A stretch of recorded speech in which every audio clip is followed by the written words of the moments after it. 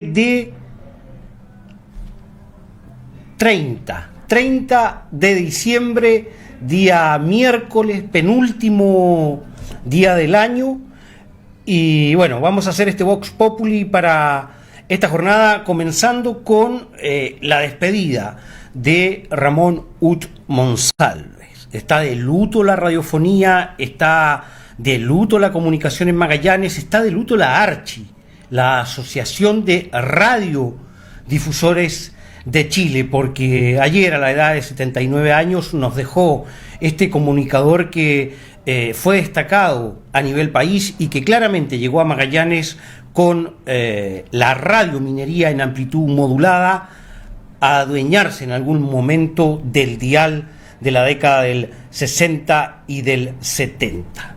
Tenemos hoy en Vox Populi una entrevista que realicé a Ramón Ut el año 2015. La locación precisamente es en el Café History, aquí en la ciudad de Punta Arenas, donde Ramón Ut nos conversa, nos relata su visión de la radio y el automovilismo deportivo. Esto a través del eje del gran campeón deportivo Esteban Kapkovic.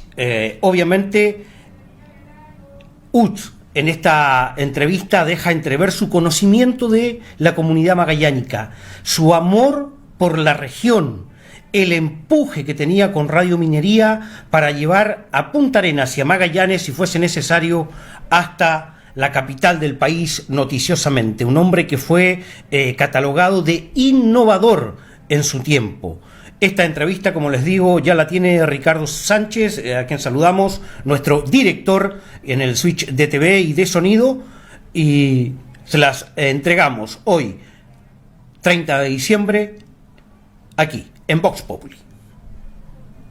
Pero ha cambiado. Yo no sé si las radios algunas han evolucionado o están. Radio Polar es una radio histórica, pero de auditores históricos también. Sí, claro. ¿Ah? Eso es.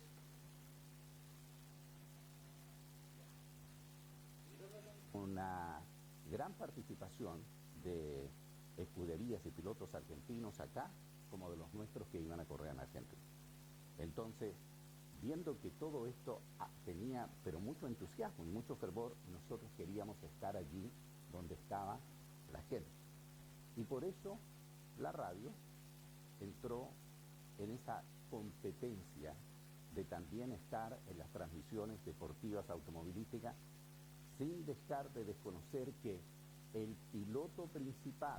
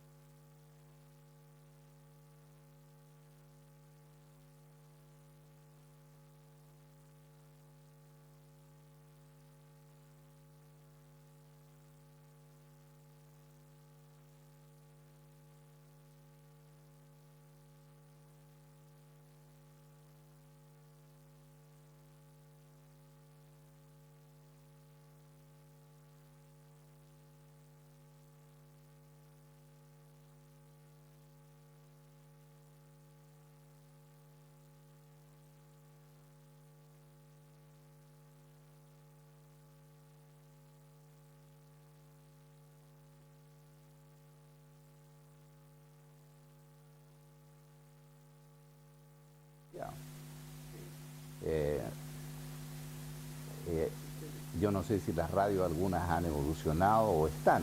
Radio Polar es una radio histórica, pero de auditores históricos también. Sí, claro. ¿Ah? Eso es. ¿Y dónde lo... Bueno. Bueno, Ramón,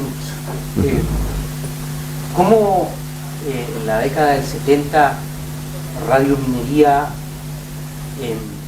enfrenta el desafío de ser una radio regional con las transmisiones del automovilismo. ¿Cómo se vivía esa época tecnológica? Bueno, yo creo que esto tiene una explicación bastante sencilla para mí, porque nosotros como gente de radio, y más cuando aún yo venía de Santiago a insertarme en esta región, era fundamental interpretar el agrado, el placer, los gustos y lo que quería la gente de Magallanes. Y en el gusto de las cosas, estaba el amor por lo tuerca. Recuerdo, por lo tanto, que estamos hablando de 40 años atrás aproximadamente, sin que hoy día yo pueda tener algún conocimiento más exacto de lo que es más fervor o menos entusiasmo por el automovilismo, pero en ese entonces sí la gente era muy de carreras de auto, de competencia y de todo cuanto tenía que ver con el automovilismo, por una gran difusión que tenían los medios, y especialmente había una gran participación de escuderías y pilotos argentinos acá, como de los nuestros que iban a correr en Argentina. Entonces, viendo que todo esto tenía pero mucho entusiasmo y mucho fervor, nosotros queríamos estar allí donde estaba la gente. Y por eso la radio entró en esa competencia de también estar en las transmisiones deportivas automovilísticas, sin dejar de desconocer que el piloto principal o la batería principal que tenían esos programas era Francisco Pirulo Oyarzo. Y entonces, yo que lo recuerdo con mucho afecto y con mucho cariño, y no solamente yo, sino mi familia, porque una de las grandes virtudes que tuvo en vida Francisco era ser generoso en cuanto a amistad y enormemente respetuoso. Y así lo fue con su trabajo, conmigo y con mi familia. Y todas las veces que él estuvo, porque de repente se bajaba del auto también y se iba a otra parte y después volvía y otra vez lo ponía en marcha, Bandera Cuadros partió en la Radio Minería en esa época. Y de ahí, ¿no es cierto?, cada vez que había que subir y bajar la bandera, era Francisco Pirulo Oyarzo el que lo estaba haciendo, y con unas ganas enormes en ese curvón del estrecho que era una de las características que él tenía en su relato. Por eso nosotros entonces, la Radio Minería de esa época que marcó, yo creo que también una gran sintonía, se abocó con mucho entusiasmo a hacer transmisiones deportivas automovilísticas. Esa es la explicación. La figura de Esteban Capcovich, si no el mejor deportista, no sé si el mejor, pero el ídolo deportivo de Magallanes, ¿cómo lo recuerda usted a Esteban Capcovich? Bueno, yo recuerdo al cara sucia Capcovich como muy famoso, muy querido, muy popular, y él era un hombre muy de pueblo, y eso es muy importante considerarlo dentro de los deportistas. Los deportistas populares del pueblo son los que tienen más arraigo en la masa, y él era así, era uno más de los barrios de Punta Arenas. Barrio Raro. Exactamente, esa era su tierra, sus calles, sus barrios, sus poblaciones.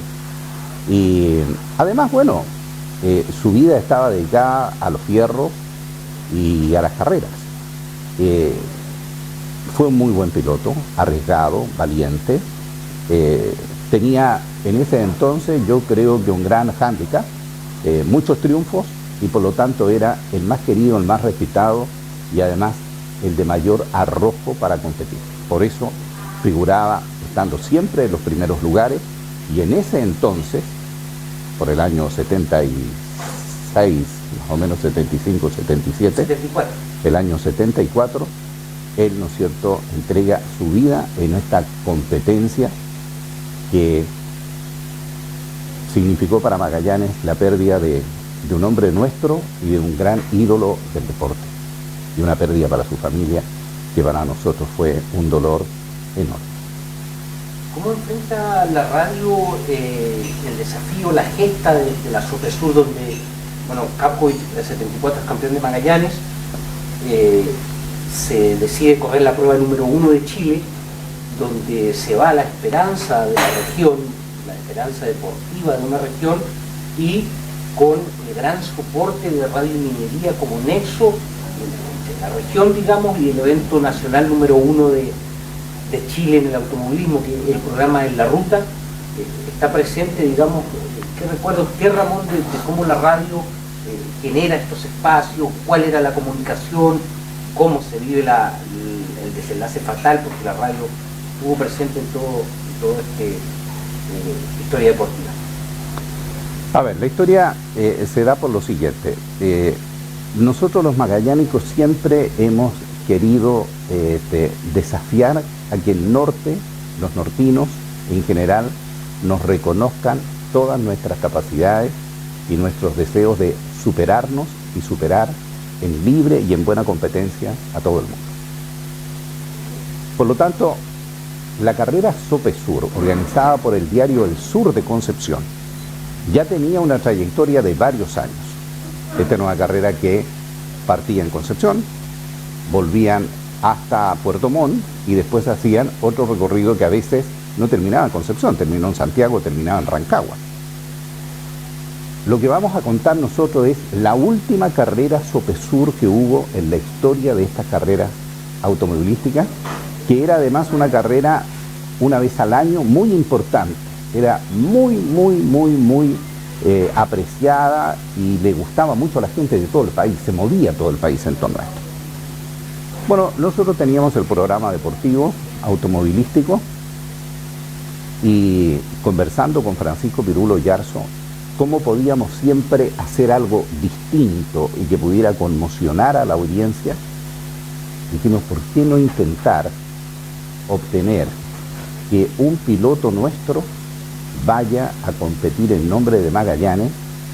Busquemos los recursos, los medios, organicémonos, y además lo que era el otro gran desafío, no solamente tener un piloto en la carretera, un piloto magallánico, sino cómo íbamos a poder transmitir esta carrera, porque lo que nosotros hubiésemos querido era estar yendo de copiloto en ese auto. No se tenían los recursos técnicos ni las facilidades que hay hoy día. No había internet, no teníamos tampoco una señal satelital. En esa época nosotros teníamos que valernos solamente de las transmisiones telefónicas.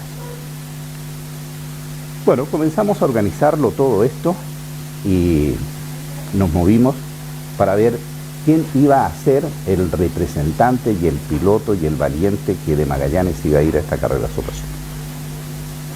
No hubo más que decir esto cuando todo el mundo y todos, y la Asociación de Volantes de entonces, consideró que el mejor representante tenía que ser cara sucia, Esteban Campos.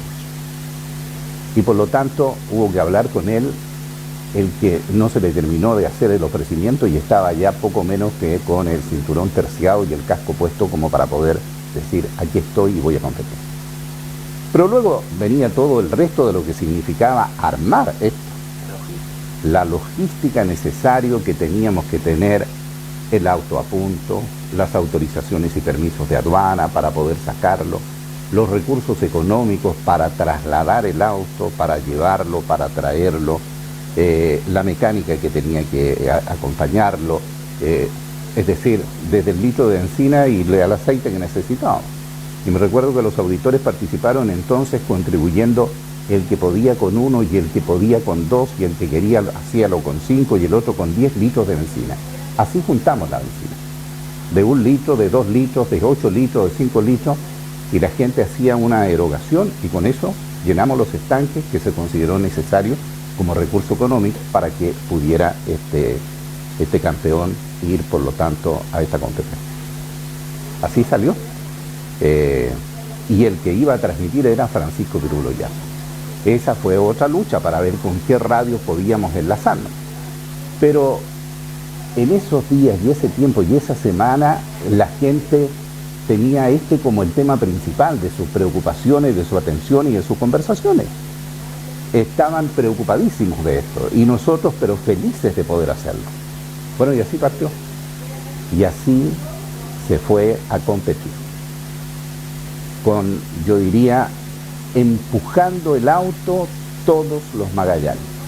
Porque aquí se podrá decir que estuvimos nosotros, claro, por supuesto, pero al lado nuestro hubo muchas manos más, hubo muchos brazos más que empujaron, hubo muchas espaldas que se curvaron, ¿no es cierto?, para que el auto tuviera el impulso y la fuerza de partir en esta competencia, colaborando todos de un... Entonces, cuando las cosas se hacen así, masivamente, no es que te resulten más fáciles, evidente sí, ayuda mucho, pero hay un entusiasmo mayor, hay una alegría mayor, pero esa alegría después se nos transformó a las 48 horas de haber iniciado la carrera en un dolor muy grande. El adiós Esteban Capco, dicen los diarios, dice la gente una frase que para mí está muy presente: el adiós más sentido que Magallanes ha entregado a uno de sus hijos. Efectivamente, Magallanes se puso un crespón negro ese día domingo. Fue muy grande. Esto sucedió cerca de las 10 de la mañana. El 8 de diciembre. Fue un día domingo. Los autos partieron a hacer la última etapa de esta carrera Sopesur desde Puerto Montt. Y el accidente que tuvo Esteban ocurrió cerca de Temuco. Eso pasó, como bien digo yo, tipo 10 de la mañana. Estábamos ya con la transmisión realizándose. Cuando se produce este fatal accidente,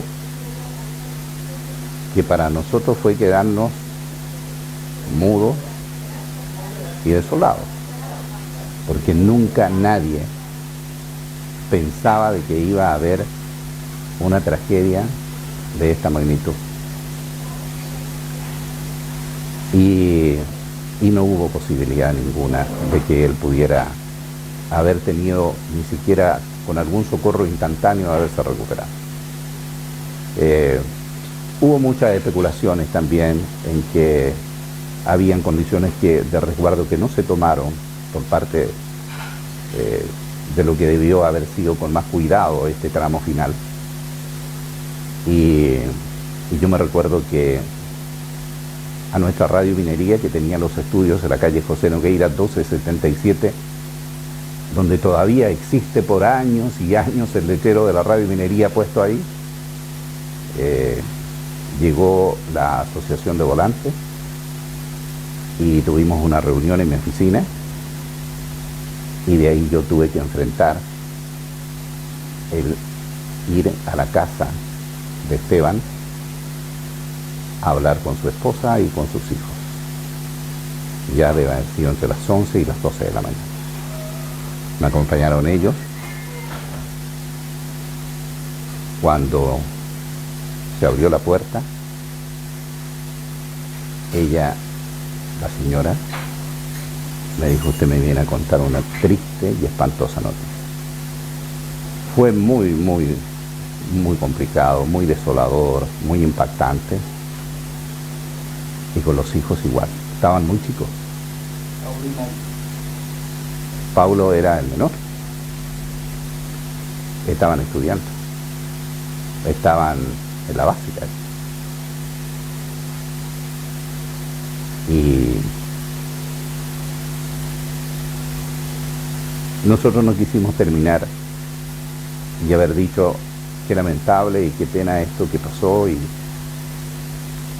nos vamos a quedar con el dolor para siempre.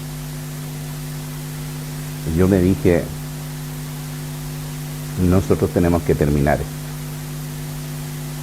Capcovich tenía no solamente esta carrera en su vida, que debiera haberla terminado, y esperaba yo que lo hiciera muy bien. Él tenía una carrera en la vida de mucha mayor responsabilidad, era la carrera de su familia, de su mujer y de sus hijos.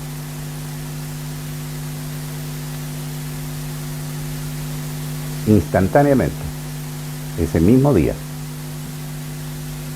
una hora después que yo le comunico el accidente y la muerte de Esteban, iniciamos una campaña de solidaridad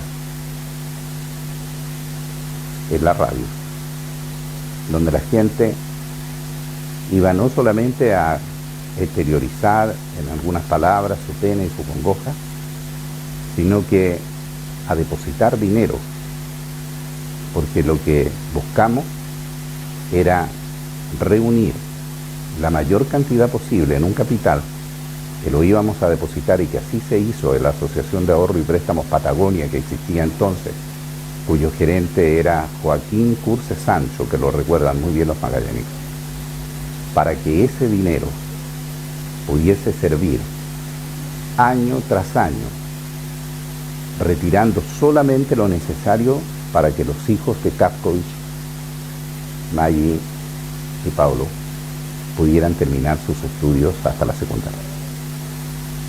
Es una campaña que duró un día más, el lunes o el martes, no lo recuerdo, pero hicimos una caja importante que fui y se la entregué a la AFP entonces, Asociación de Ahorro y Préstamo, no era la AFP, las asociaciones de ahorro y préstamo que existían entonces, junto con la señora de Kapkovich, para que la firma de ella tenía que estar respaldada con la de sus hijos.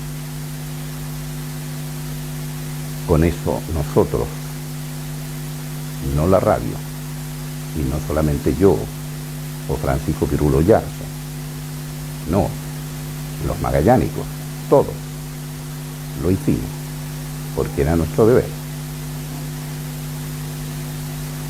Ahora voy a contarles un poco respecto a la situación de cómo se conmocionó este Magallanes